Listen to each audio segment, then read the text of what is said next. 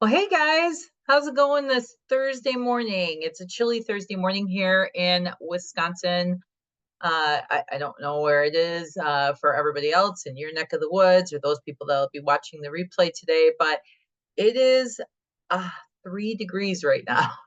So this is a really good day for me to be sitting in front of the computer and getting this recording out for you that will be rewatching it, and for those of you that are joining us live today on this group training session. So with that, I'm going to dive into the biggest mistake that people make, and we're going to talk about that. So, what is the biggest mistake that people make? And I'm curious if anybody has any guesses. So, you didn't know I was going to be asking you a question right away. Those of you joining me, if you have any idea, what is the biggest mistake? You might have an idea from the invite. Anybody want to throw a guess? Yeah, Paula. Well, for me, I ask too much. Yes. I'll just be upfront. I'm a pretty honest person. I'll just ask. And I really have to say, though, doing your program, I really have thought about, okay, I'm done. No more. Putting the stop to me in my mental brain of I got my 1%. Yay. Let's put you away. Yeah. Yeah, So thank you. definitely. Yeah, good, good. I'm glad you've gotten that out of it. Hey, Tiffany, glad you could join us today. So, uh, I guess what I'm going to do is to make it simple, is just going to say it's communication. Communication is the number one biggest mistake that people make. And that's a big word, but hey, communication. So, hey, we're done. Thanks for joining me today. Well, we'll see you guys later. No, no, I'm not pulling a fast one on you. I actually have a few things under communication that I'm going to break that down a little bit more for you, and why communication is the biggest mistake people make. I think when I work with people, and I work with people not only virtually but in person, and when I work with people, I tell them, "Hey, you're learning how to speak in a different language than what you've traditionally spoken. You're learning how to speak in a language that the horse understands." And that's really what it's about. And then on top of it, you're learning how to teach. So you're learning to speak a new language. And at the same time, you're learning how to teach in that language. Imagine going, well, probably let me make sure. Does anybody speak Chinese here? Okay. So nobody's raising their hands. Imagine that you are learning how to speak Chinese, and then you are going over to China and you are going to teach Chinese. Well, no, you are not going to teach Chinese. Let's say you are going to teach, let's say engineering. Okay, so you are learning how to speak Chinese, and you have to go speak Chinese to teach engineering, which is not something you're born with, right? That is, I always give these little stories like this. That is essentially, hey Cindy, glad you could join us. That is essentially how is it in sunny Florida? Let me just ask you that. Very sunny. Very sunny, good, and warm, I'm sure, because you missed the part where I said it is 3 degrees here in Wisconsin. Ooh, yeah. In my house, it would have been 12 this morning. Oh, But we're 65 here in Florida. oh, nice, nice. Okay, so as I was saying, is you are learning a new communication tool. You are learning how to communicate in a foreign language, and then having to teach something in that foreign language. It's exactly what you are doing with your horses. You are learning how to communicate with your horses and then teach them something you want. And that's where the complications come into play. And so some of us are probably born teachers and maybe have more natural ability to us. and others have to learn, and some people it takes a little bit longer, others it can pick up on it a little faster. So everybody's going to have a different level and how quickly. But under that communication, there are multiple areas where I find that people are making mistakes or do make mistakes when they work with their horses. And the number one in this, and it's not in any particular order, but this is just the order that because this is communication overall. This is just an overall subject. And I didn't put these in a particular order because they all go together and they all are just as equal, because they're the same mistakes I see over and over and over. Hey, Rose, glad you could join us. So the same mistakes that I see on a regular basis with clients, with people that are out there doing things. And number one is sequencing. And when you guys are working on your training, I really want you to think about sequencing. Step 1, do this. Step 2, do this. Step 3, do this. Step 4, do this. And coming out more in this program is going to be more of a visual of step 1, do this, step 2, do this. And then we can go into more of, well, if the horse does this, to do this. And you really, I mean, when you work with a horse, you only have a few seconds to make a decision, but it helps you if you know step 1, do this, step 2, do this. So I'm going to use a pivoting of the hindquarters as an example. And I've been working with some people in person recently in some local clinics on giving, pivoting the hindquarters and really refining this of number 1, get your body in position. Get your body up by the girth.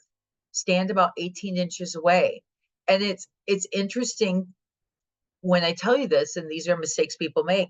I tell them to do it, and they'll stand way up by the nose, and I say stand up by the girth, and it's almost like they're not thinking about the sequence of, hey, I got to get out of the way. So when I bring the horse's nose around, as I prepare to pivot the hindquarters, that I am standing out of the horse's way. So that's why we need to go up by the girth.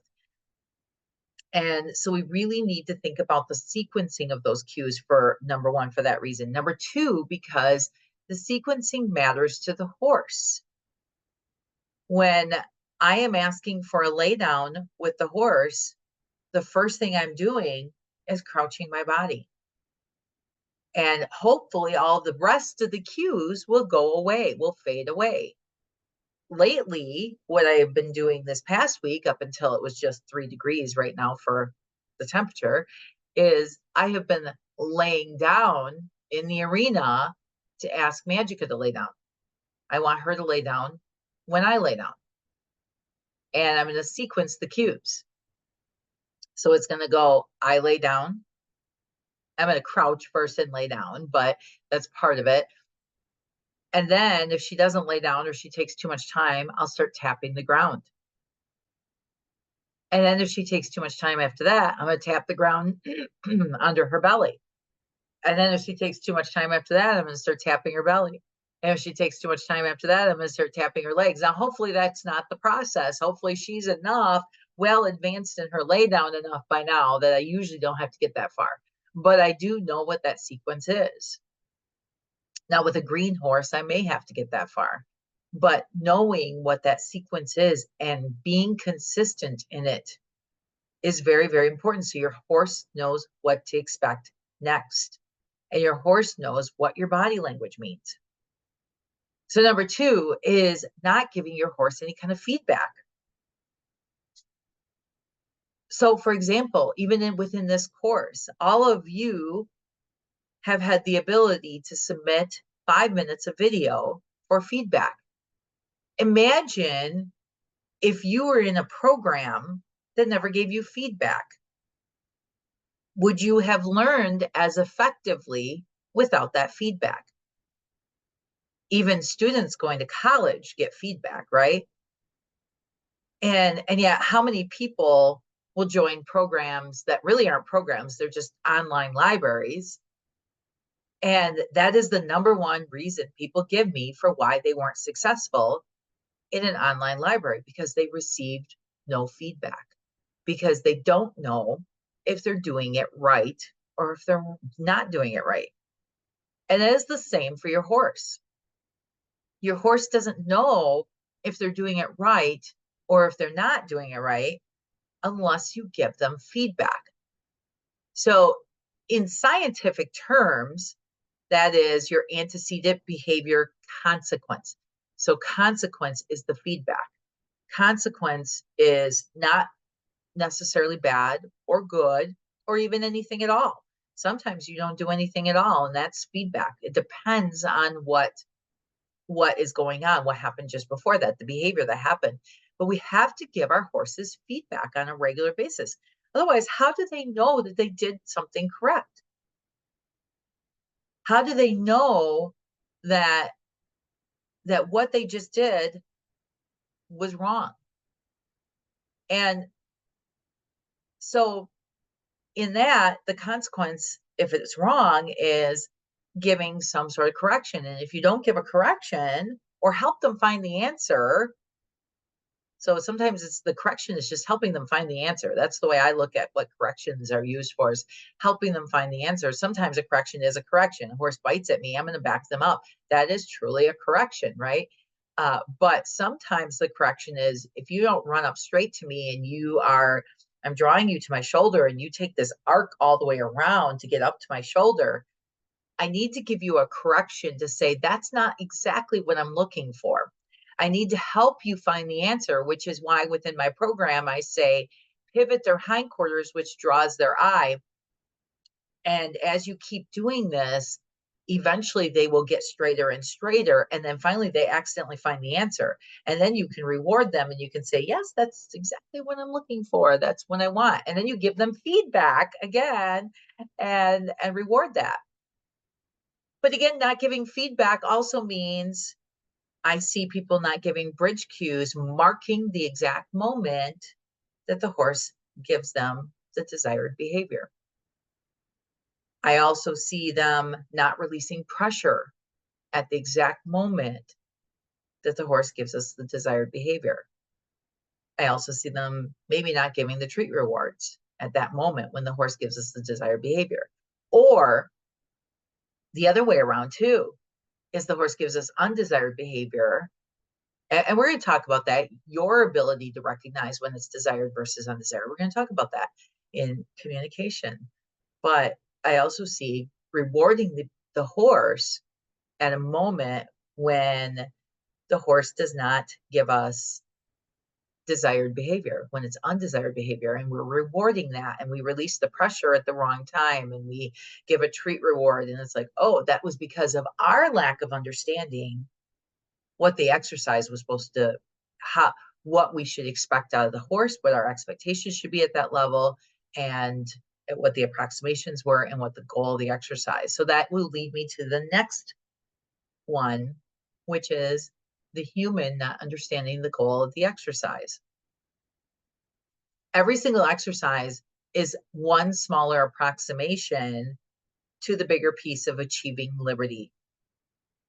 Not one exercise is really more important than the other. We need all of them.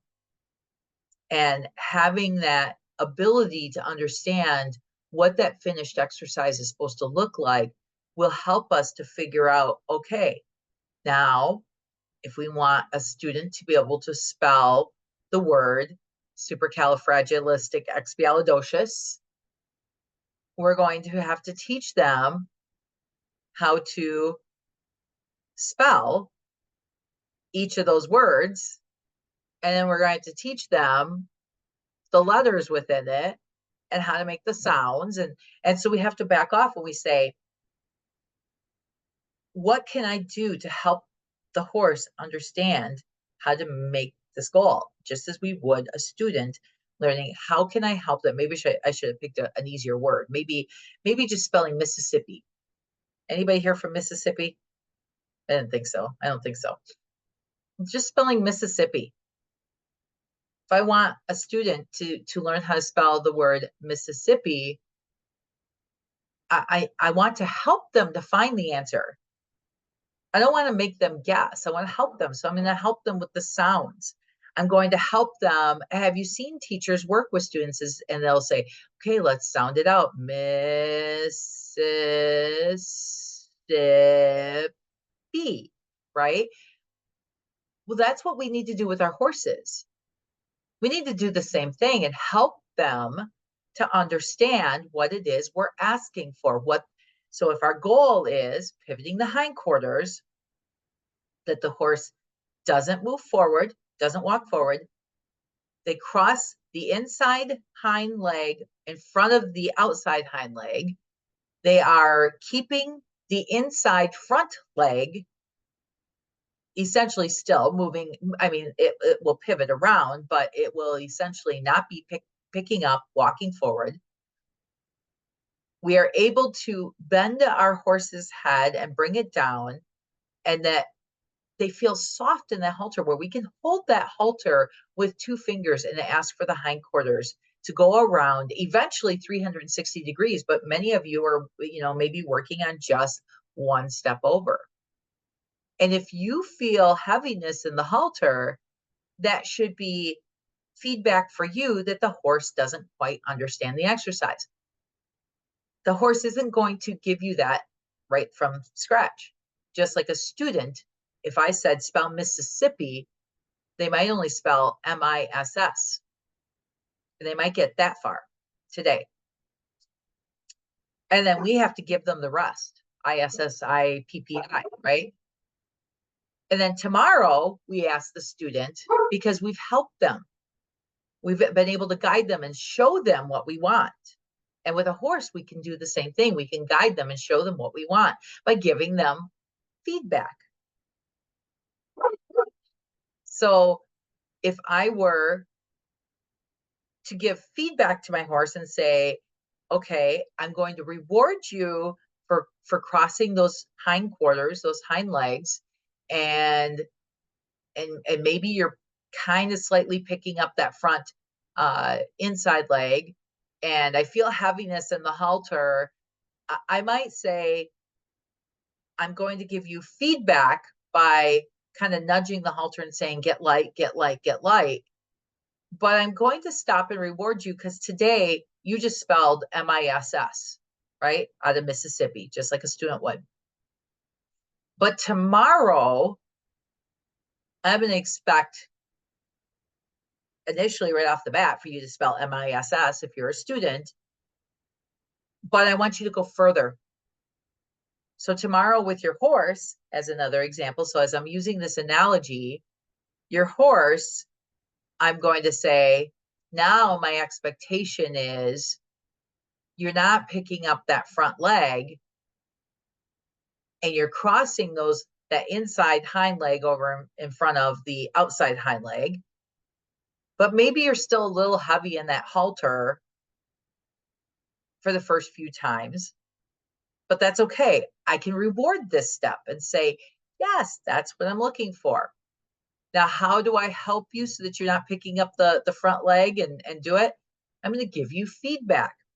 Usually when a horse picks up that front inside leg, it's because they're trying to walk forward, and you will instantly feel it. If you have brought your horse's head down and bent them in, and they pick up that inside front leg, you are going to feel it in the halter. You will feel it with your hand because you will feel resistance in the halter. So I will actually bump them in and down and keep asking until I get the correct answer. Right now, it's just not moving that front inside leg. Great. Now I've got that front inside leg not stepping up, not moving forward, I've got that inside hind leg crossing over, right? But now I'm still not 100% soft in that halter. And we're just trying to work toward 1 step right now. 1 step, 1 crossover right now. We're ultimately going to 360 degrees. But now I've got my student, I'm going to go back to my analogy of my student learning MISSI, and then now they go MISSISS. Great. Today you can spell most of the word Mississippi, but not quite all of it, but I've helped you. Now tomorrow is going to be different. I'm going to expect you to at least get up to the P's. And I'm just going to turn my heater down. Sorry, guys. 3 degrees outside and a little breezy, and I can feel it in my office here. So I'm running my heater. It's nice and toasty warm in here. So going back to pivoting the hindquarters. Now, my next expectation that I'm going to give feedback on is I'm looking for you, day 3, to get light in that halter and not move that front leg and still cross those hindquarters, the inside hind in front of the outside hind, right? Now we should be able to do this, and I can hold this halter with 2 fingers. And if I feel resistance, then you are not doing it correctly. And if I feel resistance, or you are picking up the front inside leg, or you are not crossing, giving a good try, sometimes you'll see a horse shuffle instead of crossing that inside hind in front of the outside hind. Then my feedback is I'm going to keep asking you to pivot your hindquarters until you give me the answer I'm looking for. Just like with our student that's learning Mississippi, I'm going to keep asking them, and I might nudge them and give them some feedback and say, now sound it out, M-I-S-S, Mississippi. And I might help them. How am I helping my horse? By continually asking them to pivot the hindquarters. And if I feel resistance in the halter, I'm going to keep kind of just giving them a little nudge back. And then that way they can't walk forward. They can't pick up that front. I mean, they could if they really wanted to, but I'm giving them the feedback to say, nope, that's not what I want. That's not what I want. That's not, I'm trying to help them to find the answer. And then before long, all of a sudden you get one step that's nice and soft, and you don't feel it in the halter. You're standing where you need to stand, right? You've crossed their hindquarters. All of your expectations are there. And wow, you stop and you give your horse, you give your bridge cue, you release the pressure, you give your food reward. And now you've just given feedback to your horse. You've sequenced your cues, you did everything you needed to do, and you've given your feedback. So same with the student over here that's learning how to spell Mississippi. They just spelled it today. M-I-S-S-I-S-S-I-P-P-I. That's awesome. That's great. Because now we spelled it today. Now let's see if we can do it again tomorrow. And we might need to spell it a couple times because we know that helps in memory, right? That helps to reinforce. Like, ooh, you did a great job. You spelled Mississippi. Same with your horse. They might need to do it a couple of times because maybe the second time your student spells Mississippi, they might forget a P. And so we need to go back and have them spell it again correctly. And we have to tell them, nope, you forgot the P. You forgot a P. Let's go back and let's start over and let's try to do this again. Let's try to spell it. So the same with your horse. And it'll be the same thing when your horse goes to take 2 hindquarter pivots in a row, because it will be, the first step will be soft, but then as soon as you ask for a second step, they're going to be like, whoa, now there's resistance in between the 2 steps. And guess what? My first expectation is I just want you to be soft in your steps. And then that little bit in between, that'll be my next expectation. But so it's kind of like, I was using this analogy on music when you're counting 1 and 2. So if you think about your step of crossing the inside hindquarters is the 1, and then in between the 2 exercises is the and then crossing the inside hindquarters again is the 2, right? The and is probably you're going to feel some resistance in the halter and the and when you do it the first time when you ask for 2 steps. And that's okay, as long as you can get the first step good, and get softness at the end in the second step. And I always end that with asking my horse to soften and bring their head down and bend and be soft before I release that second step. But then if you get that right, then you can look for 1 and 2 all being soft. And so that's as you progress. And so really having that breakdown of how I can help my horse to understand and giving them that feedback. Now, the next thing would be the next problem in all of this is asking for too big of steps, and too much and too soon, and not really understanding how to break that down with your horse. And so if I were to ask for 1 step and I got that consistently, and then all of a sudden I just go to 3 steps, then I'm asking for too much too soon, because I really need to get them to understand 2 steps. Once they understand 2 steps, pivoting the hindquarters, they can certainly understand 3 steps. But I mean, that makes it just that much easier. It really does. But it really, and I think Paula had brought this up, that this is one of her problems, just asking for too much, and even asking for too much and not saying, and not drilling it, like, hey, we got a couple of wins today. Let's stop there and move on to something else. Honestly, we don't need to perfect it today. As long as we have, does the horse understand it, and will the horse remember it tomorrow? Those are the 2 pieces. Does the horse understand it, and will they remember it tomorrow? They don't have to perfect it today. Keep that in mind. Okay. So again, I mentioned about not understanding the goal of the exercise. And really making sure that you understand, what is the goal? What is the purpose? It's not good enough just to do the exercise just because we can do the exercise. Like, oh, hey, look, I can pivot my horse's hindquarters. Well, great. Your horse is trying to walk forward. And how do I know that? Because they're not soft in the halter. You can see it. They're rooting out their nose. They're trying to pick up their front inside leg and trying to walk forward. That is not going to do you a whole lot of good once you get to Liberty. Today, do you have to use that at Liberty?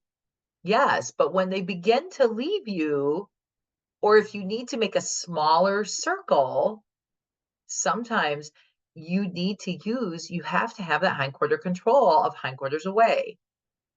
And that is going to help you in those moments that the horse, because if we push the hindquarters away, what does it do? It draws the eye to us.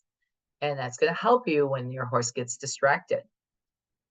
It's my number 1 go-to for a distracted horse. So the next one, I'm going to turn my feet back on. Honestly, it's getting cold here already. The next one is having wishy-washy boundaries. And you've probably all heard me say this before. I'm going to say it again, and I'm going to say it again, and I'm going to say it again. And everything is black or white with horses. It's black or white. You know, if your horse is stepping forward in your space and I'm just going to use this as an example. You're in a virtual session with me and I tell you to back your horse up. And I've seen this happen because people are trying to, figure things out, and they're excited about their virtual session with me, but then they might be talking to me and their horse is stepping up in their space and they have no idea that the horse is starting to step into their space. It's black or white. If 1 minute you say it's okay to step in my space and I'm not going to give you feedback about that, and the next minute you say I'm going to give you feedback, it creates confusion. So we either have to always give them feedback that my expectation is you don't want to step in my space. So this is just one example. Or we let them step into our space. Well, we don't want to let them step into our space because that can get us hurt.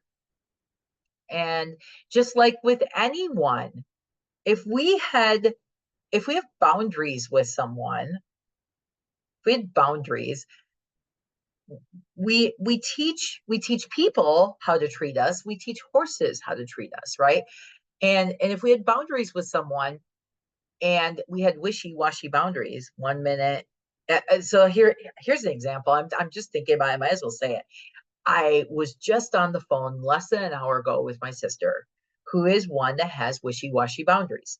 I have black or white boundaries, and that makes it easier for me with horses too. My boundaries are, it's this or this. This is it, my expectations, and if not, here's, consequence for, boundaries. And it doesn't mean that, it just means that maybe I'm not always going to be there for when, if somebody's supposed to have a meeting with me, for example, and then they miss our meeting. Well, then I'm not always going to be there for them, right? I'm not going to set meetings with them because you missed your meeting. So why should I go and do that? So that's my boundary. I'm going to set a boundary and say, well, until you can keep your meetings with me. Now, one time somebody missing is, there's an emergency, whatever. But if it's, I did have this happen not that long ago, actually. Somebody that was supposed to come to me for a lesson, and this was actually probably a few months ago, and she's like, oh, it was raining at her house. Well, it wasn't raining here, and she didn't text me, and she didn't, and I said, your obligation is to communicate with me. Now, she was a friend too, right? So like a friend, um so she kind of felt like she could get away with it a little bit more than a client, but I let her know that I have boundaries and that my time is valuable.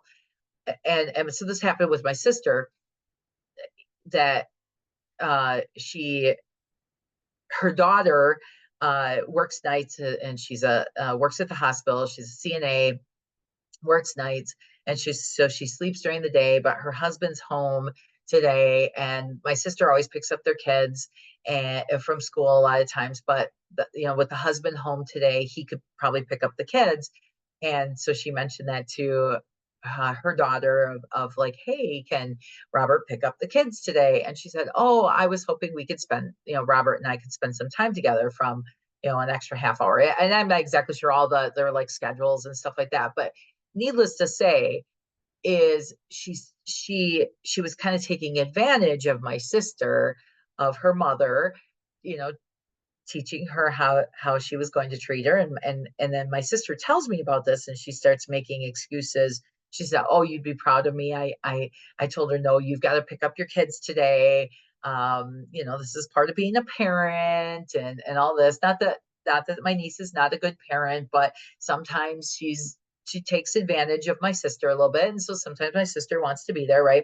Not to talk about family drama, but I'm talking about, and it's really not drama, but talking about boundaries. And then my sister said, but I will do it, when it's I'll pick up the kids when it's this and this and this, and I'm gonna do this stuff for her.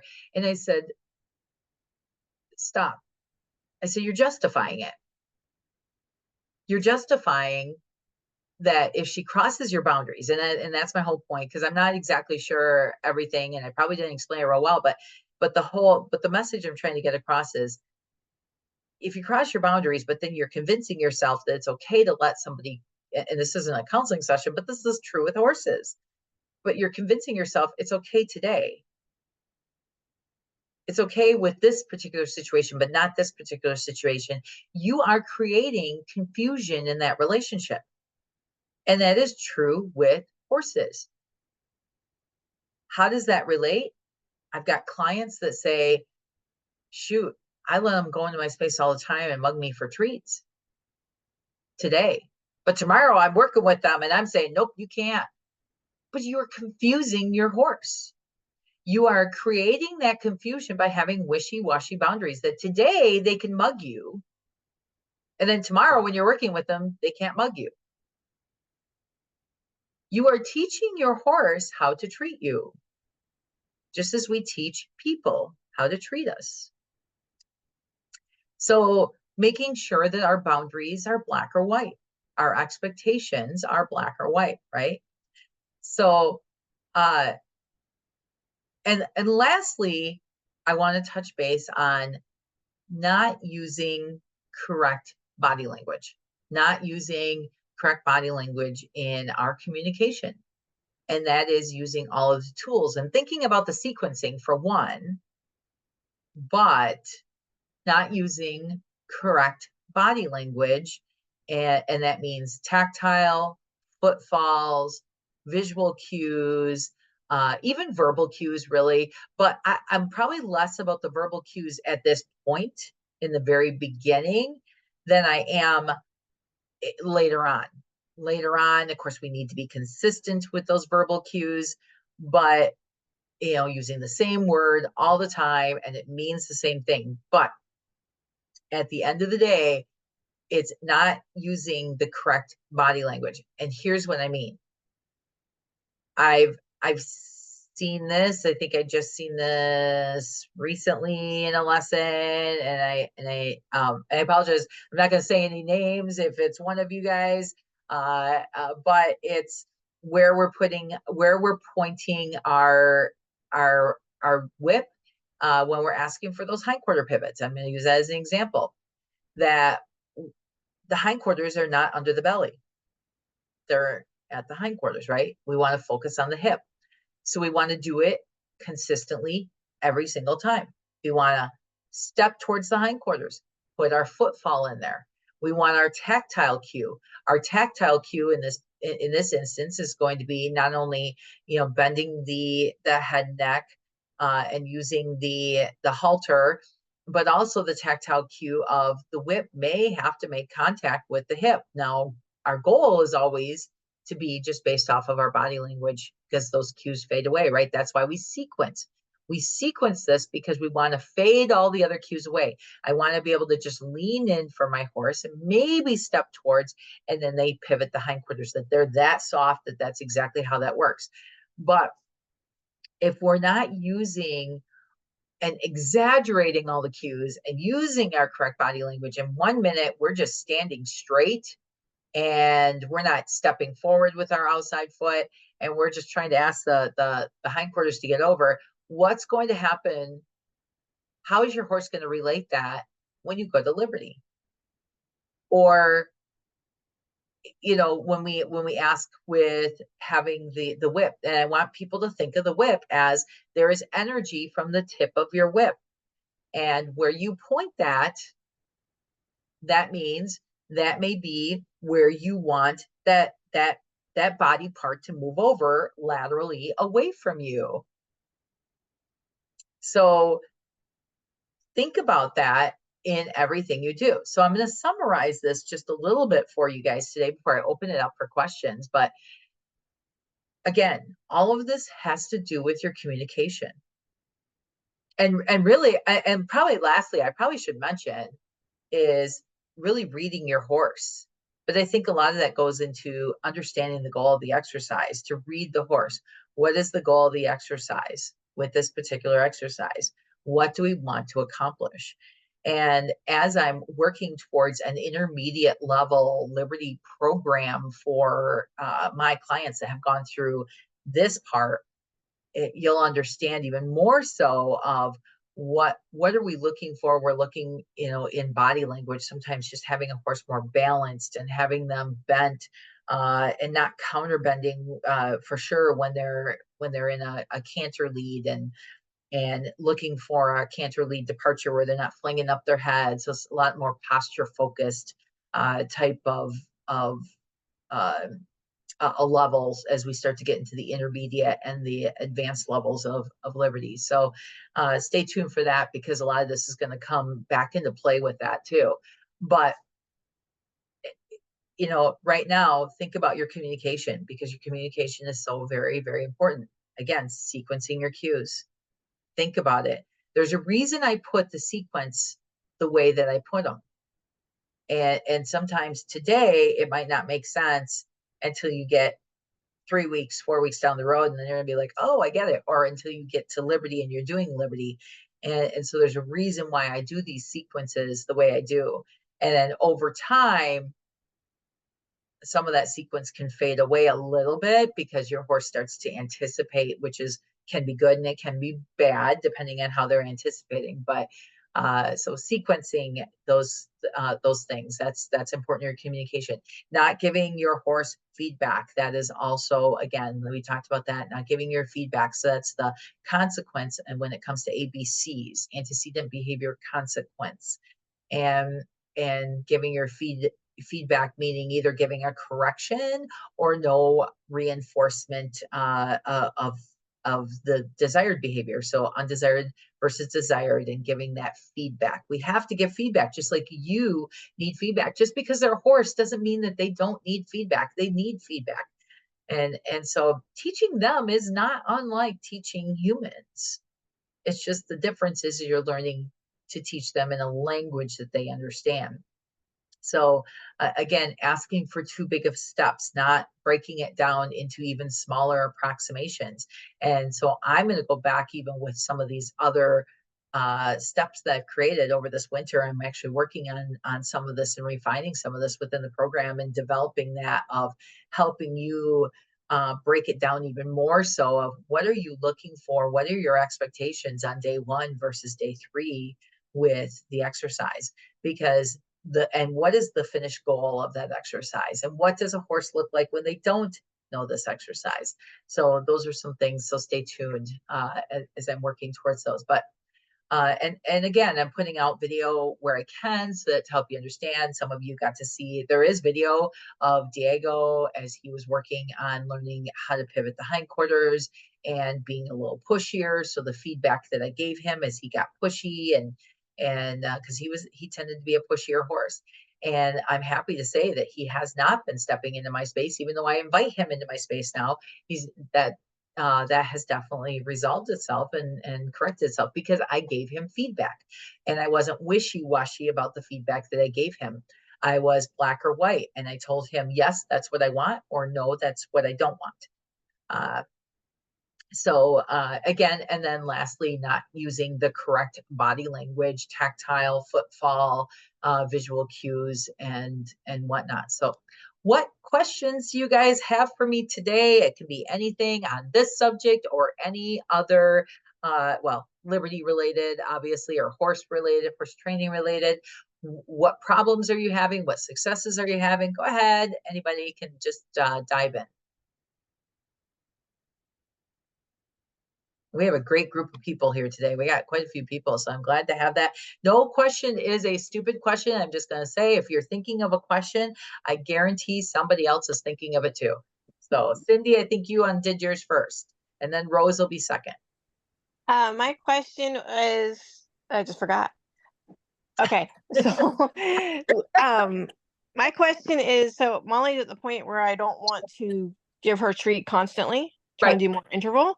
She seems extremely upset.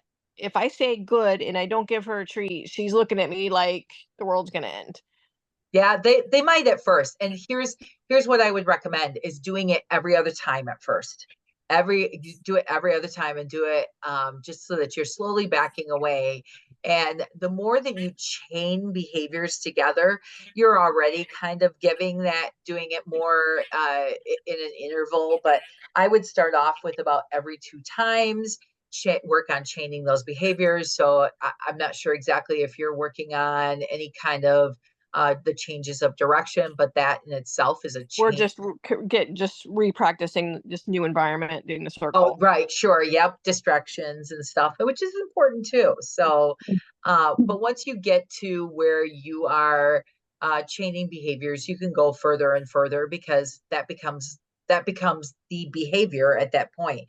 And then overall, and that's one reason I do like the patterns with the International Liberty Horse Association, whether you ever decide to compete or not, it helps you to teach your horse how to chain behaviors together and how to wait for cues so that you're not having to stop every time and reward every little behavior. So my horses, while they get a lot of reinforcers on a regular basis if they're learning something new, when it comes to something that they know, it's just periodic. Or if we start to get where we need a little bit more feedback again because we're starting to get rusty. I'm going to use this as an example leading up to Kentucky again. And I probably mentioned this a few times, or at least one time. I know I talked about this in this meeting, is in the 2 weeks before going to Kentucky, and I split my horses up into 3s. All of a sudden they were like, oh, we don't want to be split up. We want to, we want to walk forward. We want to, or Magica wanted to get up from her lay down, which she never gets up from her lay down, never gets up. And so, because we've worked on that extensively, but this is what happens, right? horses are maintenance, and you have to go back and you revisit things on right now I'm going back and revisiting bend. Bend is that important. So I'm going back and revisiting bend, especially with Magica and Dalton. Mott seems to have a lot of great bend yet, but now with her, it's a little bit different. I want her to I'm teaching her more balance and more posture focus. But, 2 weeks leading up to Kentucky, we were having these issues. So I did have to go back and the feedback that I could give them, they actually learned much better based on the fact of, hey, let me give you positive reinforcers by standing still, because obviously there's no release of pressure with it. It's just that they don't get the desired behavior of all three of them being together. That's the problem. Train a team is that they all want to be together, and that's a good problem to have, but then it's very difficult to separate them, especially in a distracted environment. So really having to go back and reinforce those behaviors and give those treats at those times. But otherwise I can separate them, and I can do just periodic where today maybe I'm not giving them treats, but tomorrow I am. But leading up to an event, I might tend to, especially if it's a problem area, I might give them a few more reinforcers versus going the other way of, oh, you moved from your spot, so I'm going to put your feet to work. That I can tell you is not an effective way. Now, I have to give a correction if they move from their spot. So I'm going to back them up to their spot in that situation.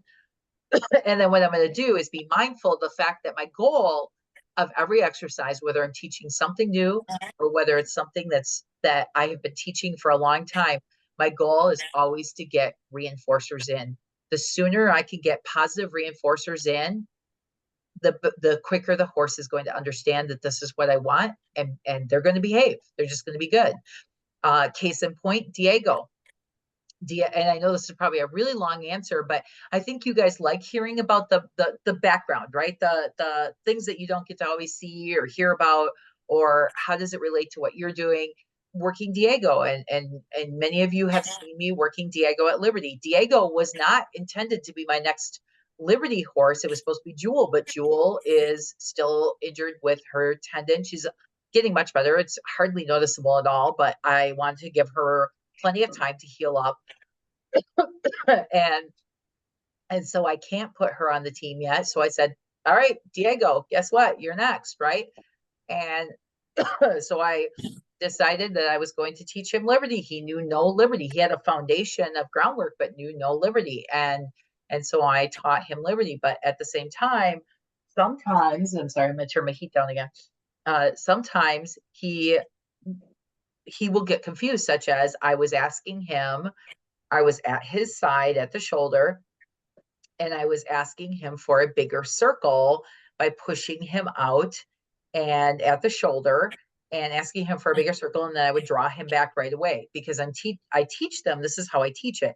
When I teach them to make a bigger circle, I do it from both the facing position, where I'm in the traditional Liberty position, where I push them out, push their body out on the bigger circle, and then draw them back right away. Or I will do it also at the shoulder. Well, we work through with the two whips where we're in the traditional Liberty, but we hadn't done it quite yet at the shoulder.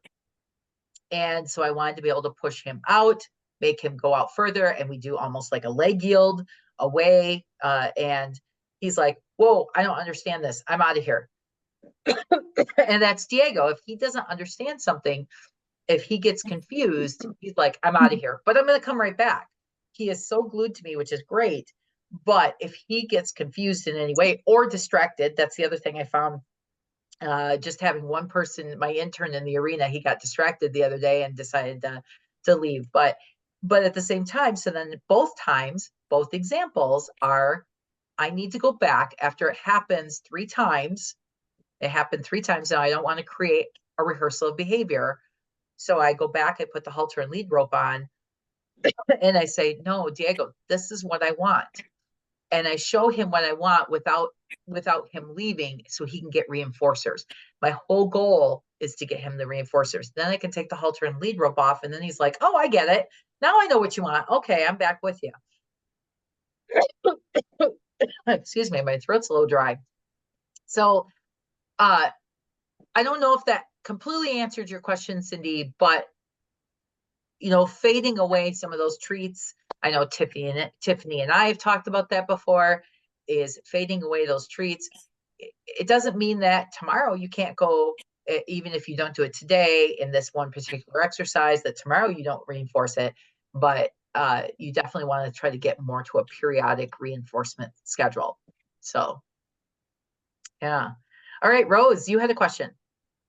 Hi, just wanted to, something that's kind of come up lately Yeah. is, well, in the beginning, when I seemed to have not such a crazy life going on, I was very consistent working with him every day, and till I got to about week 5, and then my life went nuts.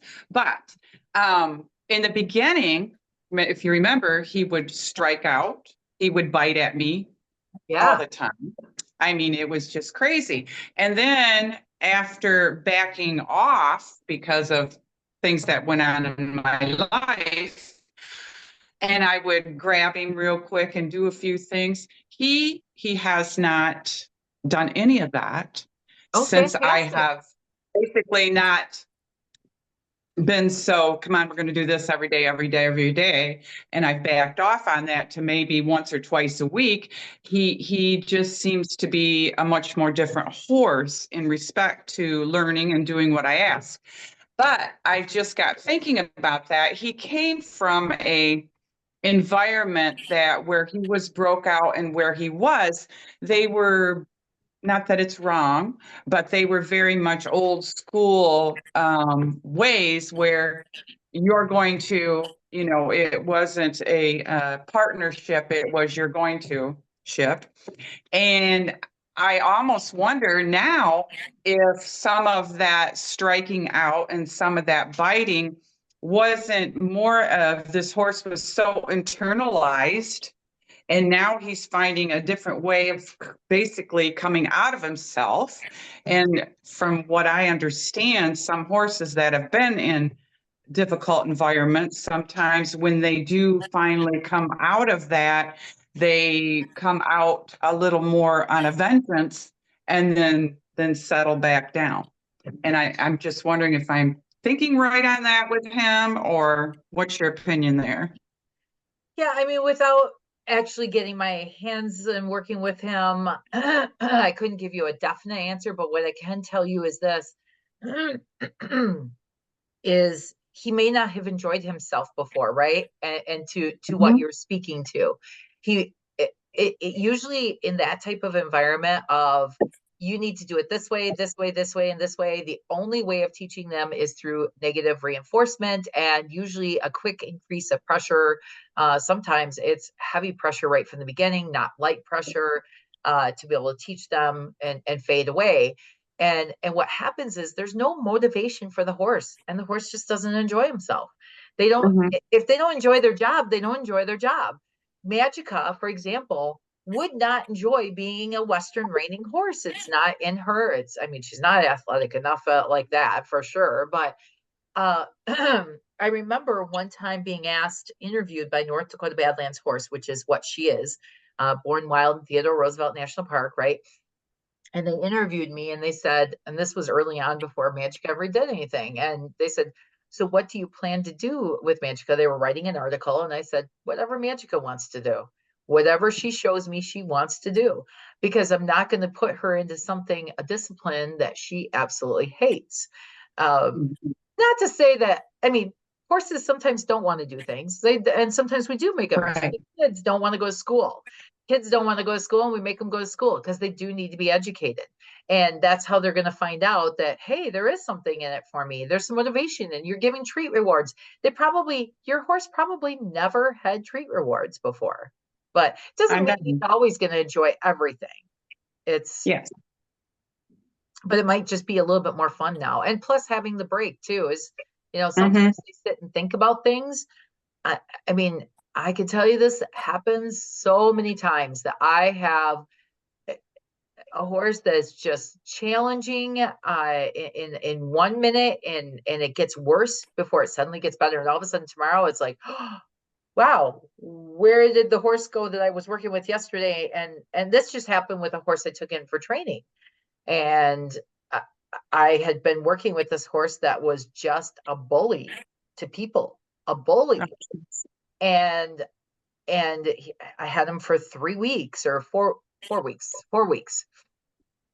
And the day his owner picked him up, and it happened in the couple of days beforehand, there was a shift that I wasn't even sure was going to happen at that point. And all of a sudden he shifted, and he was softening, and he was lowering his head, and he was wheeling, and he actually looked almost like a Liberty horse by the day he got picked up. And that wasn't even why he was here. He was here for basic groundwork, respect work, and just, making him a good, solid citizen, and really working him through that. But he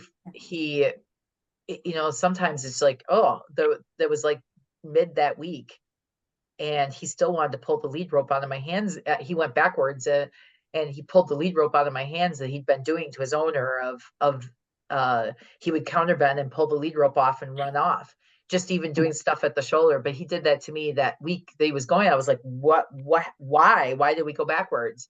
And so I had to go back to earlier approximations, work through that.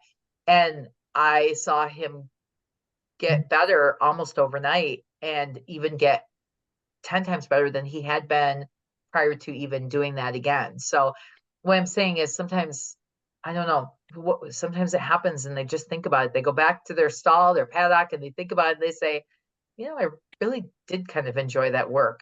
It really wasn't such a bad thing. Yeah, right.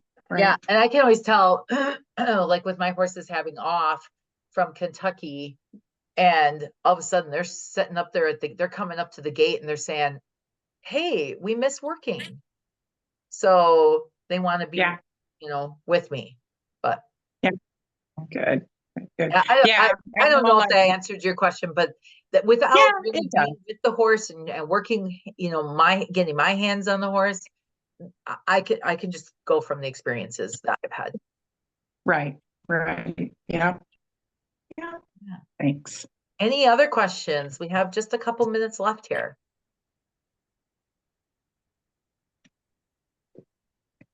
All right. Well, I don't see any questions, but hope you guys have a fantastic week.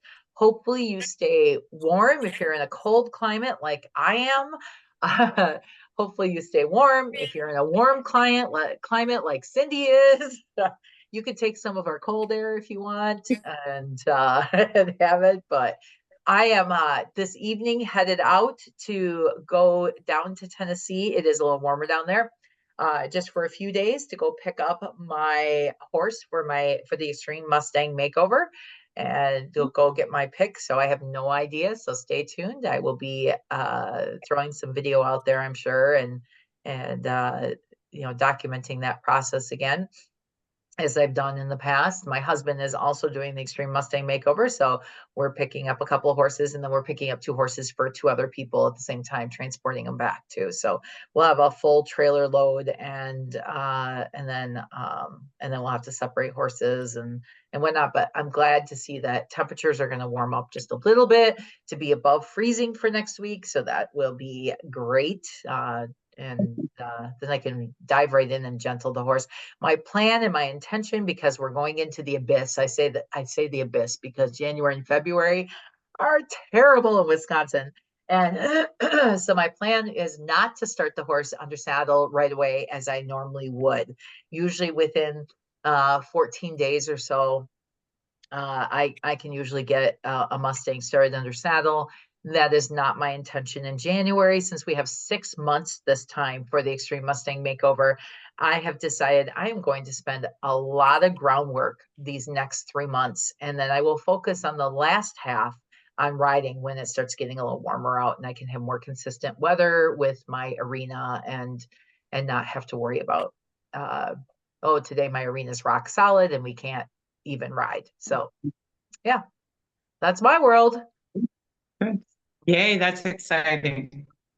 Yeah, it is. So stay tuned. All right. Well, we'll see you guys later, and I will get this posted into the community area, so you'll be able to watch the replay. So take care. Thank you. Yep. Thank you. Bye-bye.